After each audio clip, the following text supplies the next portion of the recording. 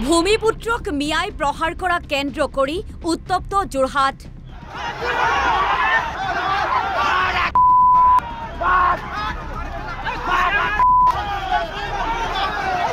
পুৱা জে.বি. ৰোডৰ দেওবৰীয়া বজাৰত মানৱ পেগু নামৰ ব্যৱসায়ীজনৰ সৈতে নাৰিকলৰ দৰদামক লৈ সংঘাত হৈছিল বুবু আনচাৰী নামৰ লোকজনৰ। তাৰ পাছতেই মানৱক গুৰুলা গুৰুলকৈ প্ৰহাৰ কৰিছিল বুবু আনচাৰীয়ে। এই ঘটনাক কেন্দ্ৰ কৰি সৃষ্টি হয় উত্তপ্ত পৰিস্থিতি।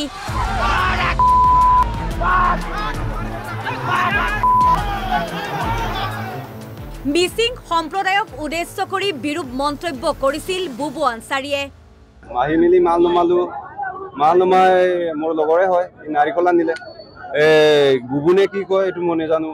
ই আহিলে দাম কৰিছে, আমাৰ লগৰটোৱে ক'লে 70 টকা। তাৰ ময়ো ওচৰত আছো, ই ক'লে যে 70 টকা দাম উলিয়াই এনেকুৱা টেমা গৰম হৈ গ'ল তাৰ।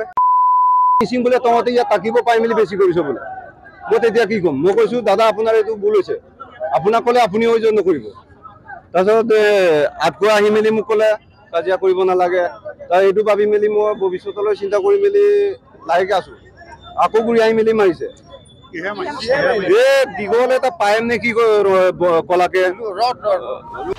মিয়া মুছলমানে খিলঞ্জীয়া ভূমিপুত্ৰক প্ৰহাৰ কৰাৰ পাছতেই গৌৰৱ গগৈৰ বিৰুদ্ধে উত্থাপন হৈছে গুৰুত্বৰ অভিযোগ। মানৱ পেগু নামৰ ব্যৱসায়ীজনক বুবু আনচাৰীয়ে প্ৰহাৰ কৰাৰ পাছতেই গৌৰৱ গগৈৰ বিৰুদ্ধে অভিযোগ আনিছে যোৰহাটৰ ৰাইজে। গৌৰৱ গগৈয়ে মিয়া অধ্যুষিত অঞ্চললৈ গৈ উচ্ছেদিত সন্দেহজনক নাগৰিকৰ পক্ষলৈ কথা পতাৰ বাবে যোৰহাটত এনে ঘটনা হোৱাৰ অভিযোগ ৰাইজৰ। গৌৰৱ গগৈ যেতিয়া যোৰহাটৰ সাংসদ, এই গৌৰৱ গগৈয়ে মিয়া অধ্যুষিত অঞ্চলসমূহলৈ গৈ উচ্ছেদিত বেদখলকাৰী সন্দেহযুক্ত নাগৰিকসকলৰ পক্ষ লৈ পেলাই যিদৰে তেওঁ কথা পাতি আছে, আস্ফালন কৰি আছে, তাৰ সাহসতে আচলতে যোৰহাটত আজি এনে ঘটনা ঘটিবলৈ পালে। এই ঘটনাৰ পাছতেই পথ অৱৰোধ কৰি উত্তপ্ত পৰিস্থিতিৰ সৃষ্টি কৰে ৰাইজে।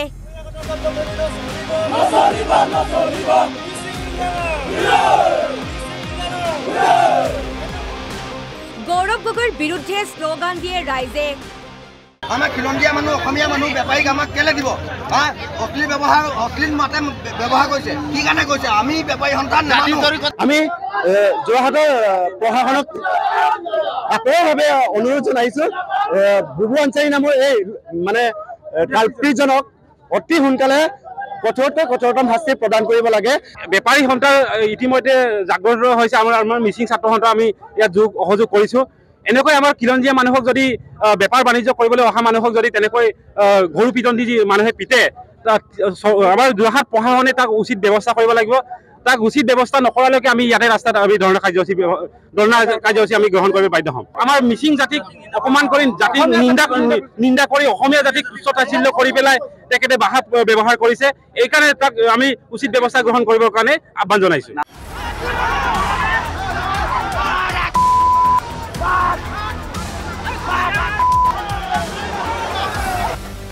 অৱশ্যে আৰক্ষীয়ে পৰিস্থিতি নিয়ন্ত্ৰণ কৰাৰ লগতে আটক কৰে বুবু আনচাৰীৰ ভাতৃক।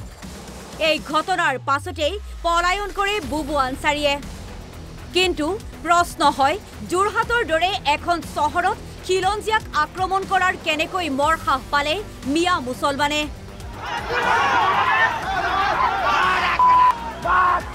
যোৰহাটৰ পৰা পিংকু বৰাৰ ৰিপৰ্ট, NB নিউজ।